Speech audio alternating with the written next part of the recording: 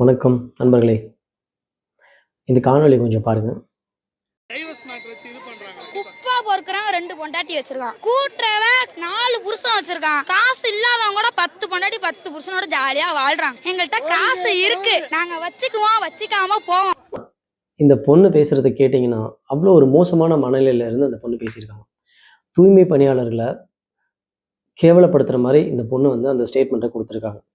நீங்கள் கேட்கலாம், இதை வந்து ஒரு தொண்டர்கிட்ட போய் இந்த மாதிரி விவகாரத்தை பற்றி சம்மந்தமே இல்லாமல் கேட்டால் அடிமட்ட தொண்டன் வந்து அப்படி தான் இருப்பான் அப்படின்னா, அடிமட்ட தொண்டனை இன்னும் நீங்கள் அரசியல் மயப்படுத்தாமல் இருக்கிறது ஒரு கட்சியோட தலைவராக, ஒரு கட்சியோட பொறுப்பில் இருக்கவங்களோட கடமை இல்லையா? இந்த மாதிரி பேசக்கூடாது அப்படின்னு சொல்லிட்டு ஒரு ஒரு கட்டுக்கோப்பை சொல்லிக் கொடுங்க இல்லையா? தாவேக்கால இருக்கவங்களுக்கு ஒழுக்கமே கிடையாது. ஒழுக்கம்னா என்னன்னே தெரியாது. நீங்கள் பார்த்துருப்பீங்க அந்த கூட்டத்தில் முண்டி அடிச்சுட்டு போகிறது, ஒரு ஆம்புலன்ஸ்க்கு வழி விடுற அந்த கேப்பில் ஆம்புலன்ஸ்க்கு வழி விடாமல் அடிச்சுட்டு போகிறது. இப்போது இதை பார்க்கும்போது நமக்கு தெரியுது, கரூரில் கண்டிப்பாக செத்த 41 பேருக்கும் வேலை யாருக்கு வெளியில் இருக்கவங்க யாருக்கும் சம்மந்தம் இல்லை. இவனுங்கனாலேயே தான் இந்த 41 பேரும் கண்டிப்பாக செத்துருப்பாங்கன்றதுக்கு இது ஒரு கண்கூடான சாட்சி.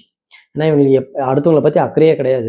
அவங்களோட ஸ்டார் அங்கே நிற்கிறான், அவனை போய் பார்க்கணும்.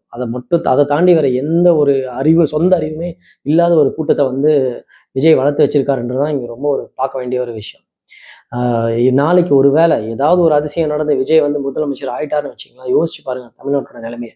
ஏற்கனவே இந்த ஒரு கேடுகட்ட ஒரு திராவிட ஆட்சி கீழே வந்து மோசமான ஒரு சூழ்நிலையில் நம்ம இருக்கோம். 2 வயசு பொண்ணை கற்பழிக்கிறானுங்க.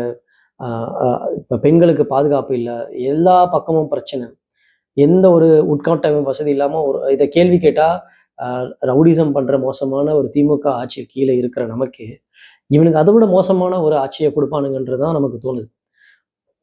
ஓட்டு போடணும் அப்படின்ற ஒரு மனநிலையில் இருந்தீங்கன்னா தயவு செஞ்சு இன்னும் ஒரு தடவை 2 தடவை ரிவைஸ் பண்ணி பாருங்கள். இவனுங்களுக்கு வந்து எந்த தகுதியும் கிடையாது இந்த நாட்டை ஆள்றதுக்கும் இந்த வாக்கு கேட்கறதுக்கும். நன்றி.